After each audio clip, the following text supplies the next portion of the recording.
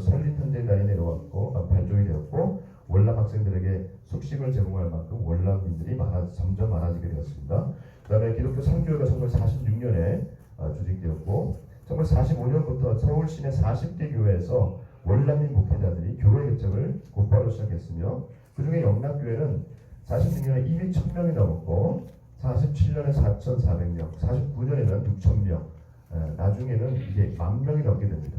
월남민 교회가 폭발적으로 성장한 계기는 1947년 8월 15일에 이북 신도 대표회가 발족되면서부터 나옵니다. 이들이 결정한 사항은 월남 목사들은 교회를 신설하도록 한다. 교회 신설입니다. 그리고 교육기관을 세운다. 대광고가 바로 그런 학교입니다. 그로부터 1년 동안 무려 40개 교회가 개척되었습니다. 우리가 잘 알고 있는 미암교회, 그다음에 서대문, 금호, 청암, 동광, 답신리, 청신, 신당중앙, 충무, 장충, 동성, 후암, 용산중앙, 해방, 옥인, 성동, 제일, 홍제중앙 대표적인 교회들입니다.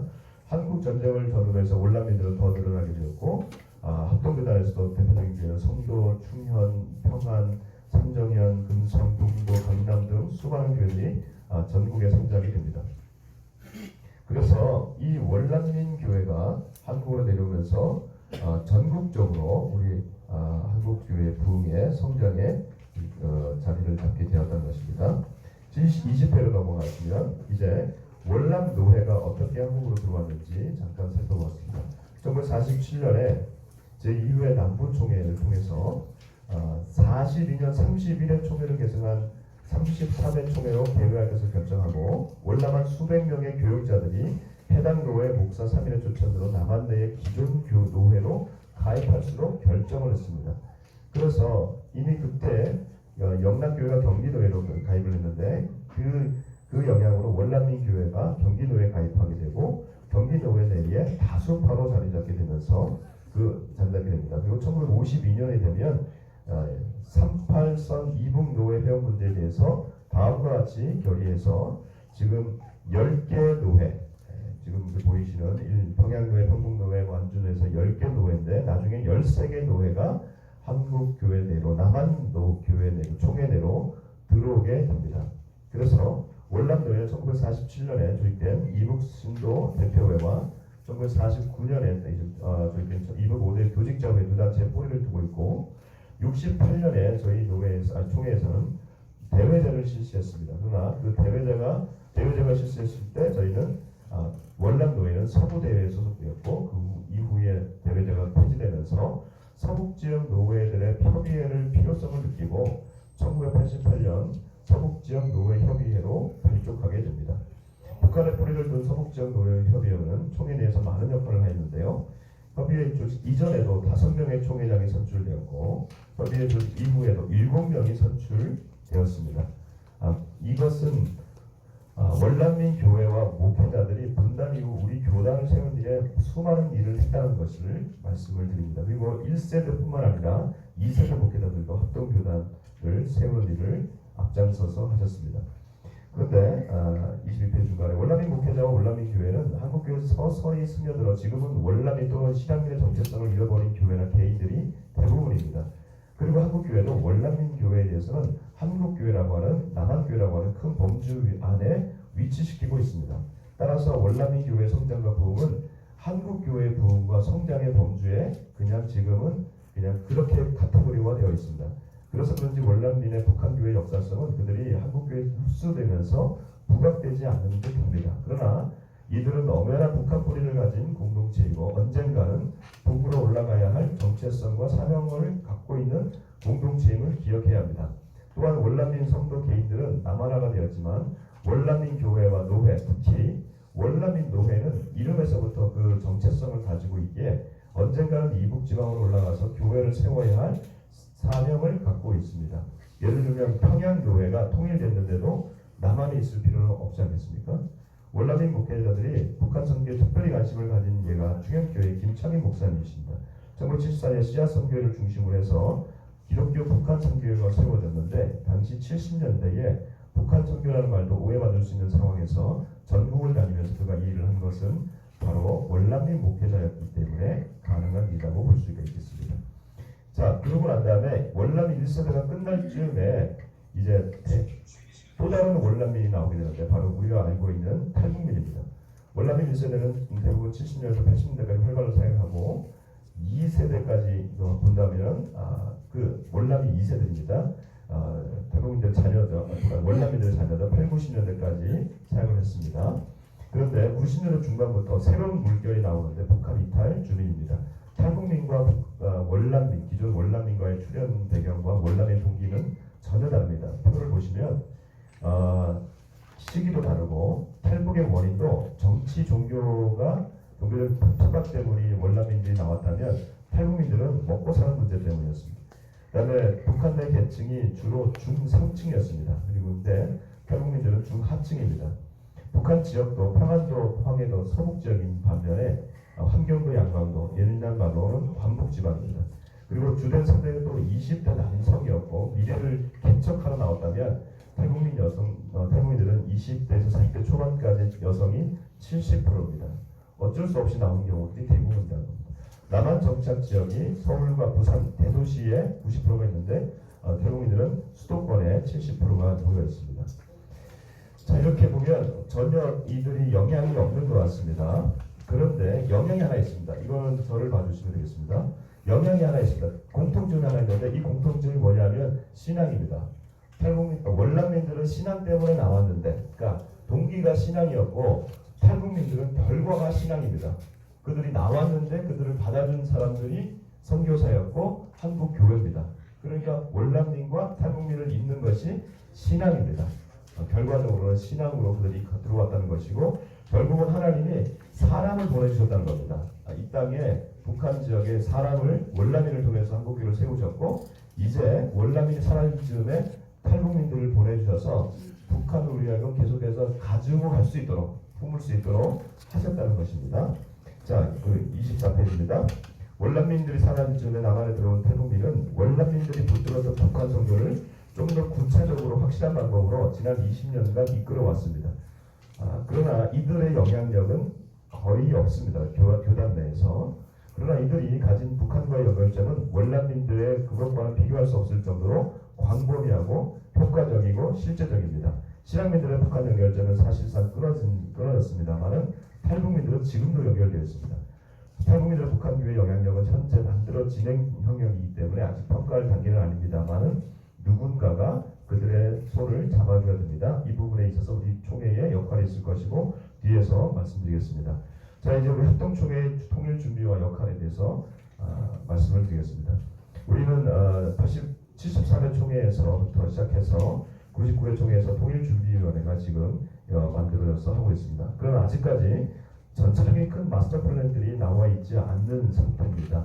저는 두 가지 차원에서 저희가 준비를 해야 된다고 하는데 하나는 우리 총회장님께서 말씀해 주신 대로 한국 사회 내에서 우리 교단이 갖는 사회적 공공성이 있습니다. 그래서 통일 인식이 점점 부정적으로 변하고 있는데 누군가 통일을 이끌어야 된다면 한국 교회가 해야 되고 우리 교회는 우리 총회가 그 일들을 감당한다면 대사회적 이미지 착오가 될 것이다. 이 부분을 말씀드리고 두 번째는 교단 내의 통일 준비입니다. 교단은 통일을 내부적으로 준비하면서 저는 실질적으로 북한 교회 세우기를 교단이 이제 준비를 해야 되고 이를 위한 사역자를 준비해야 된다는 것입니다. 교단적으로 해야 할 일이 이 일이 가장 중요한데 북한 교회를 세우는 일을 준비하는 과정에서 교단의 통일 선교 정책이 더욱 분명해질 것이기 때문입니다. 그래서 저는 북한 교회 세우기 작업을 통일 선교 교단의 통일 선교 정책적인 측면에서 하자는 것입니다. 그래서 이제 네 가지를 제안하는데 첫 번째로는 총회 북한 선교회 세우기 정책을 지금부터 10년 정도는 준비를 하자는 겁니다. 각 교파들이 북한 교회 재건을 준비하고 있습니다. 그 기감도 92년부터 서부연회를 재건해서 하고 있고요. 그리고 성결교도 지금 하고 있는데 제가 알기로는 지금 이 모든 것이 정체되어 있고 거의 끊어졌습니다. 한국교회 전체적으로 90년대 중반에 한기총의 북한교회 재건운동이 있었습니다. 그래서 당시에 3,000여 개의 교회 중에서 2,850개의 교회를 발굴해서 43개 교단과 해외교회가 다 분할을 했습니다. 그 중에 저희 교단이 590개의 교회를 할당받았던 일이 있었습니다. 그러나 이 운동은 그냥 사라졌습니다. 왜냐하면 시간이 가면서 부단장이 바뀌었고 그리고 현재 교회가 일률적으로 예전에 그 과거에 있는 교회를 재건하는 것이 무분별한 성경적으로 비춰줄 수 있기 때문입니다. 그럼에도 불구하고 한국 교회가 북한 교회를 세우는 일은 굉장히 중요한 일입니다. 첫 번째로 우리가 뭘 준비하느냐? 저희는 우리 교단만의 북한 교회 재건의 원칙을 만들어야 됩니다. 한기총이 만든 10가지 원칙이 있는데 이 원칙을 준칙으로 삼아서 저희가 좀 참고하면 좋겠다는 겁니다. 첫 번째는 참고 단일화하자. 그 다음에 강제교회는 인정하지 않겠다. 동서교회 질문을 인정하지 않겠다. 그러나 필요한 접촉이 있다면 우리가 해나가자. 그 다음에 지하교인들이 되어지게 하도록 하자. 그 다음에 북한 당국과 세계를 향해서 모든 방법을 신앙 자유를 위해서 나가자. 그리고 북한에 세워지는 교회에 남한 교회가 갖고 있는 기복신앙 물질주의, 교권주의가 배어들지 못하게 하자. 그리고 북한 교회가 하루속히 자립할 수 있도록 하자. 그다음에 하나의 교단으로 재건하자. 교구제를 실시하자. 9번으로는 이명제를 철저히 실시하자. 10번째로는 자비랑 전도사 제도를 활용하자. 지금 보면 벌써 이게 지금 20여 년 전 정책인데 준칙 우리가 받아야 될 것들이 많이 있습니다.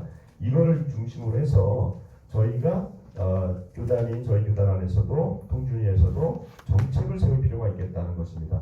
한기총의 북한교회 재건의 3원칙이 단일, 연합, 자립이었는데 이 중에 문제가 되는 것은 단일교단입니다. 그 당시에는 한국교회가 북한에 단일교회를 세우자, 단일교단을 세우자 했는데 이것은 현실적으로 불가능하다고 볼 수가 있겠습니다. 왜냐하면 남북이 서로의 체제를 유지한 채 단일교단을 세우는 통일이 된다고 하면 실현 불가능한 것입니다. 남북 상황 분단 상황에서 서로 체제를 유지한 채 북한 정부가 북한 기독교를 용인하고 현재보다 더 큰 자유를 주어 북한 자체의 교회가 세워진다면 가능하겠지만 통일이 되어서 남한 교회가 함께 세운 교회에 각 교단의 개입은 불가피한 것이 되겠습니다. 그래서 단일 교단의 원칙보다는 현실적으로 가능한 교단 내에서 북한 교회 정책을 세우고 각 교단들이 연합체를 구성해서 자기들의 북한 교회 세우기 정책을 함께 검토하면서 한국 교회 내에 통일 한반도 교회 세우기 정책을 범교단적으로 추진하는 것이 좀 더 가능한 정책으로 보여집니다. 최근에 이제 북한 교회 재건에 대한 다양한 제안들이 이제 좀 나오기 시작합니다. 그 중에 제가 관심 있게 봤던 것은 이철신 목사의 제안인데 그는 예전에 한기총에서 무너진 300개, 3000개 교회에다가 9,500개 교회를 더해서 북한 땅에 최소한 빠른 시일 내에 세워져야 될 교회의 숫자를 제시했습니다. 그것이 바로 12,500개 교회입니다. 인구 2,000명당 1개 교회, 그래서 성도는 100명 정도로 세워서 한다면은 12,500개의 교회가 세워져야 되는데 그는 각 도에, 북한의 각 직할시와 도에 선교센터를 만들어서 그 도에 인구가 가장 많은 곳에다가 예를 들면 평양, 평남, 평북 그리고 그 지리적으로 보시면 제가 드린 자료를 보시면 29페이지에 나와 있습니다. 그래서 각 선교센터를 세우고 그 선교센터를 중심으로 해서 그 지역의 교사, 양육자, 전도자, 창의한사들을 양성해서 지역의 교회 세우기를 지원하고 또한 교회는 병원, 학교, 복지시설을 세워서 지역사회에 예수 사랑을 실천하는 봉사를 실천한다. 이런 표현을 쓰고 있습니다. 저는 이런 면에서 북한에 세워지는 교회는 교회 건물 자체만이 아니라 커뮤니티 센터가 된다고 생각합니다. 그 마을의 핵심 시설일로 교회가 세워져야 된다고 봅니다. 자, 그렇다면 우리 합동교단 차원에서도 우리 북한교회 정책을 세우는데 어느 정도로 어느 규모로 어떤 사역자를 준비해서 보내야 될지 우리가 가늠할 수 있습니다. 이철신 목사의 제안을 좀 더 생각해 보면 교인 100명당 목회자 1명, 사역자 10명 준비를 해야 한다고 했는데 그러면 총 목회자가 12,500명입니다. 12만 5천 명이 아닙니다. 12,500만이고 사역자가 12만 5천 명을 준비하자고 하면서 이것을 제안하고 있는데 그렇다면 우리 교단에서는 31페이지 보시면 예전에 3,000개 중에서 저희가 590교회를 받았거든요. 그러면 저희 교단이 전체 한국 교회 내에서 한 17%의 지분이 있다고 볼 수 있겠습니다. 그렇다면 12,000교회 중에서 12,500교회 중에서 저희는 한 1,650개, 1,615개, 9,500개에서 17%면 1,615개고 네네네. 그렇습니다. 시간 다녀서 금방 하겠습니다. 그래서 제가 말씀드린 것은 2,000명 정도의 사역자가 필요하다는 것을 말씀을 드립니다. 그래서 첫 번째로는 우리가 2,000명의 사역자를 준비하려면 10년 프로젝트를 가진다면 3년, 3년, 4년 이렇게 저희가 토대기, 도약기, 실행기를 가져서 준비를 하고 그 준비의 주체는 총회가 통일준비위원회가 하고 그리고 저희 총신의 통일개발대학원이 또 사역자를 준비하고 그다음에 현장으로는 GMS가 이 현장 사역자들을 연기하는 것입니다. 두 번째, 시간이 없어서 제가 그만 말씀하겠습니다. 결론을 말씀드리겠습니다. 두 번째는 그러니까 큰 제안만 하겠습니다. 두 번째는요, 서북지역 교회협의회가 지금 북한 사역을 중심으로 하고 있는데 지금 탈북민 교회들을 연계하자는 것입니다. 그래서 30여 개의 교회가 지금 한 개의 교회씩만 잡아도 한 개의 탈북민 교회씩만 잡아도 됩니다. 그러면 그 교회와 그 탈북민 교회들과 사역자들을 후원하고 양육하는 것입니다. 두 번째로는 저희 교단이 이것도 통일주통신에서 좀 제시했으면 좋겠는데 탈북민들 중에 여성 사역자들이 있습니다. 근데 이들이 우리나라에서 나와서 다른 데를 가거든요. 그래서 그들을 북한 선교사로 특별히 인준하는 작업들을 했으면 좋겠다. 세 번째로는 36페이지에 북한 사역자 양성에 대한 계획을 세우십시다. 이거는 총회적인 차원에서 총회가 하고 두 번째는 저희 총신의 평화통일개발대학원이 있으니 여기에서 앞으로 이 사역자들을 세우는 것입니다. 그러나 이것이 저희 학교에서 따로만 하는 것이 아니라 총회에서 각 노회에다가 통일준비위원회를 총회 차원만 하는 것이 아니라 노회 차원에다가도 통일준비위원회를 만들어 주시면 또 각 노회들이 통일준비위원회에서 그 노회에서 우리 신학교를 보낼 때 인준을 하지 않습니까? 그래서 추천서를 보내면 여러분들 그 노회에서도 추천을 받아서 저희 총신에 보내주시면 저희들이 위탁받아서 하는 걸로 그렇게 하면 좋겠습니다. 네 번째로는 북한교회 연합체와 함께 북한교회 재건을 만드는 것인데 이것은 이제 총신만 우리 교단만 하는 것이 아니라 한국 교단이 함께 한교총과 같은 연합체와 소통을 하면서 해야 된다는 것입니다. 자, 이제 마치겠습니다. 마지막으로 아마 이 글이 이 발표가 자칫하면 우리 교단 중심으로 쓰여진 것이 아닌가라는 그러한 비판을 받을 수 있습니다. 한국교회를 전체를 생각해야 되지.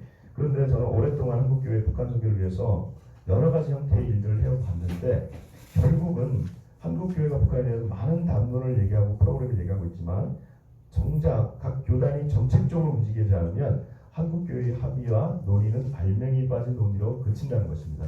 결국은 교회를 세우는 것은 교단입니다. 그리고 교단의 사역자를 만드는 것은 총신과 신학교입니다. 그건 결국은 교단이 해야 할 일입니다.